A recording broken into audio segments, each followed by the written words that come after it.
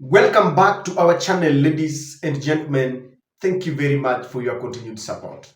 Ladies and gentlemen, Raila and Ruto are ongoing with their tour in Nyanza, a tour that will culminate into Madaraka celebrations in Homa Bay in Oginga Odinga Stadium. Now, talking of that tour, yesterday, while Raila and Ruto were addressing Kisumu residents, they promoted Ruto's affordable housing, something that Odinga takes pride in. He says that he started this when he was the Minister for Housing. Now, they made certain claims that startled Kenyans. Ruto claimed that for the love of the Luo community, Raila Odinga donated 5 hectares of land freely for the construction of affordable housing, and Raila went ahead to corroborate those facts. Ninyi mnajua hii kiwanja ni kiwanja ya huyu baba, ndio, lakini kwa heshima na kwa kujitolea, Mheshimiwa Raila Odinga baba ametupatia ekari 5 ya kujenga affordable housing ili wananchi wa hapa wapate manyumba kwa bei nafuu. Ndio sababu serikali imeweka hii mpango ya affordable housing program. Sawa Jothurwa? Sawa. Ndio sababu sisi hapa tumepeana hapa ekari 5 kwa serikali ijenge manyumba kwa wananchi wetu. Now today, there is some news that is grabbing headlines about Oburu Odinga's actions that stand in full glaring contrast to the claims by President Ruto and Raila Odinga about Raila's philanthropic heart to donate land. And I want us to go straight to what has been reported. It is said that Senator Oburu Oginga moves to court to stop construction of Mitumba market in Bondo. And I want us to read very fast. It says, Siaya Senator Dr. Oburu Oginga, along with a member of the public, Dixon OOKO Oburu, has filed a petition seeking to block the construction of a second-hand clothes market in Bondo town. The duo, through their lawyer Sylvia Nyambeki, successfully obtained an injunction from the Siaya High Court, preventing the Siaya County government from proceeding with the development of the proposed Mitumba market. The case, filed under a certificate of urgency before the Siaya Environment and Lands Court, was granted by the presiding judge, Justice Edda Dena. This legal action comes just weeks after Siaya Governor James Orengo launched the construction of the facility on May 5th, 2025, with a view to providing a more conducive environment for traders selling second-hand clothes, popularly known as mitumba. Lady Justice Ada Dena ruled on May 27th, 2025, that given the urgency of the matter, the current status of the parcels Bondo Township 58 and Bondo Township 59 as of May 26, 2025 must be maintained. She further directed that no further construction or development should take place on the said parcels until the court provides further directions. Dr. Oburu and Mr. OOKO, listed as the first and second plaintiffs respectively, stated in their affidavits that they legally obtained a 99-year lease for the parcels effective from July 1st, 2024. The Siaya County government is named as the respondent in the suit, while the National Lands Commission is listed as an interested party. In their claim, the plaintiffs accuse the county government of trespassing on their legally acquired land without following proper procedures. They further assert that traders have been informally using the parcels for business operations. The Environment and Lands Court is scheduled to issue further directions on the case on Friday, May 30th. Today is 30th. That is the day when the court will give a direction on what to do. Ladies and gentlemen, kindly subscribe to our channel, click the notification bell. Please like and share this video to support it. Now, in a nutshell, yesterday after Raila and Ruto told us that Raila is so philanthropic that for the love of the nation and for the love of the Luo nation, he donated land for the construction of affordable housing.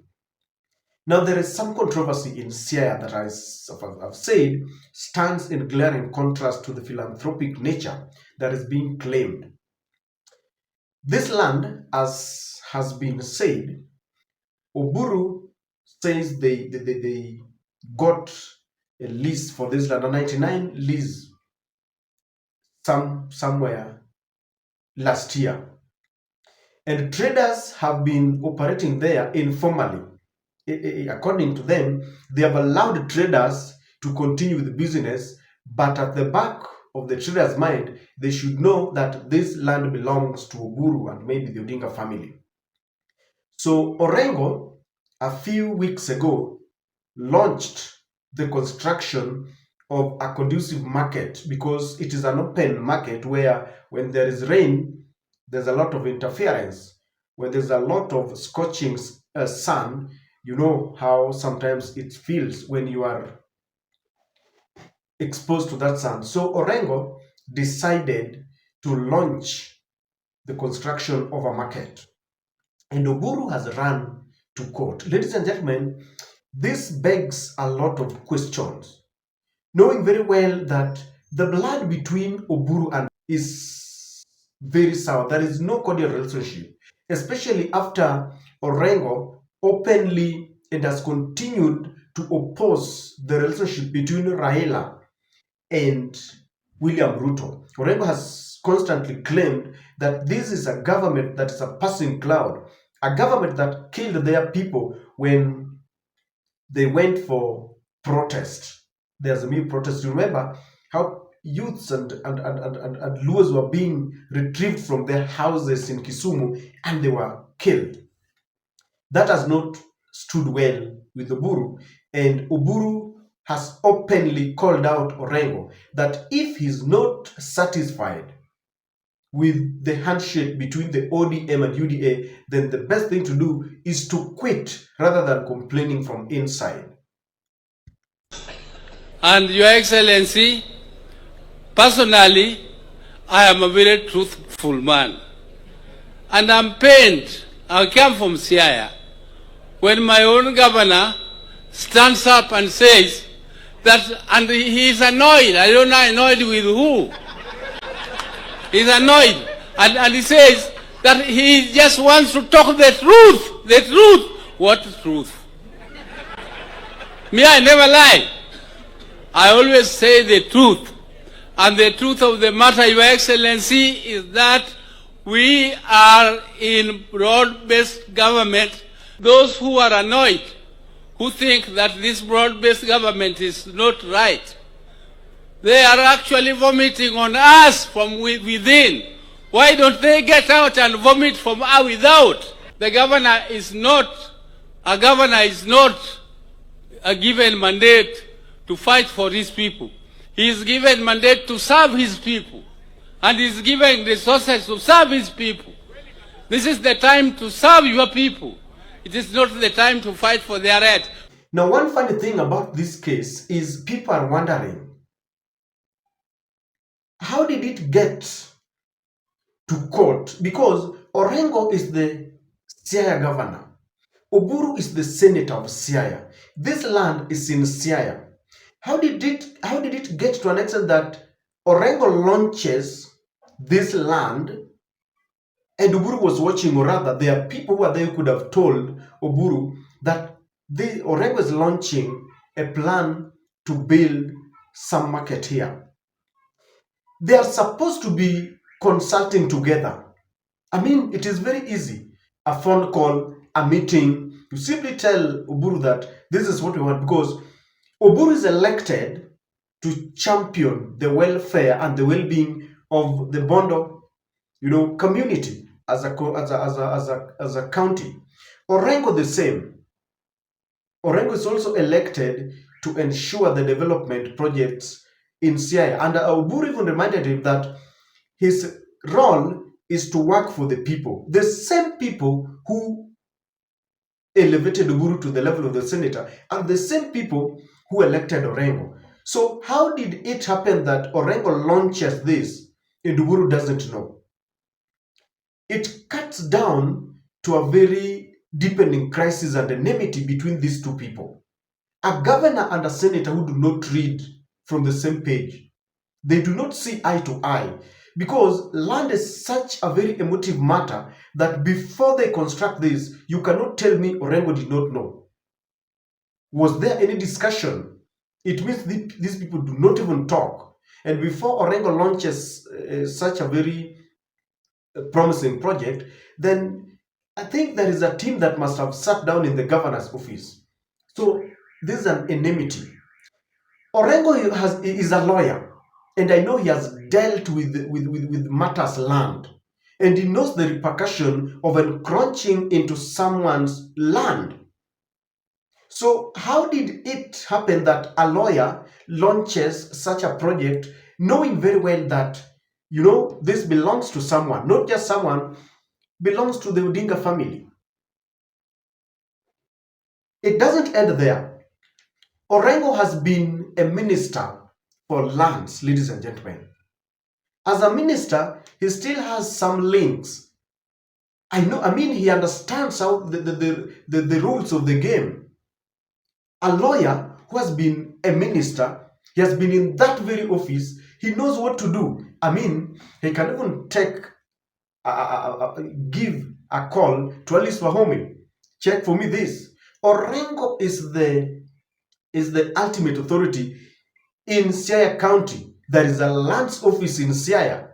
He can go there, walk there himself, just to verify. It's very unique, and I don't know whether you understand where I'm coming from. A lawyer, a person who has been a lands minister. With those two credentials, he understands what should be done. Something tells me that there's something. Or I do think Orengo can just launch this project if this land belongs to someone. Now people are asking, if the family is so philanthropic that they can donate some land in Kisumu, why can't they go ahead and donate this one in Bondo, just to allow people do business? But this simply exposes William Ruto. As we had said yesterday, the MV Marina belongs to the Odinga family, and there was no land that was donated. But this case baffles many, because it couldn't have reached the courts, because there's now a court battle that is exposing them. There should have been consultations. Is it a case of witch hunt? Is Oburu extending his enmity to the county level? Or did Orengo know that this land belongs to the Odinga family, but he wanted to embarrass them?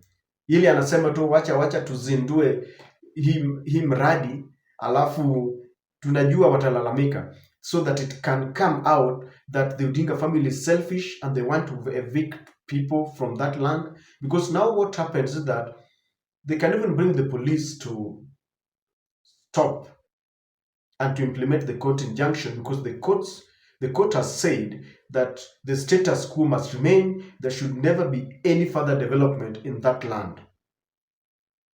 It's really embarrassing. Such things should not even get to a level where they go to court, because in the court of the public opinion, someone will take up that case and say that, you see, sasa anawafurusha. While the land might be theirs, because they say they got a leasing contract for 99 years. What do you think, ladies and gentlemen? Because this is enmity perfected. A man of legal mind, a senator and a governor working together, subject themselves to this public embarrassment, going to court. I don't know whether I'm reading too much, but this is unacceptable. They needed to have worked very smoothly to fine-tune all the details before it gets to court.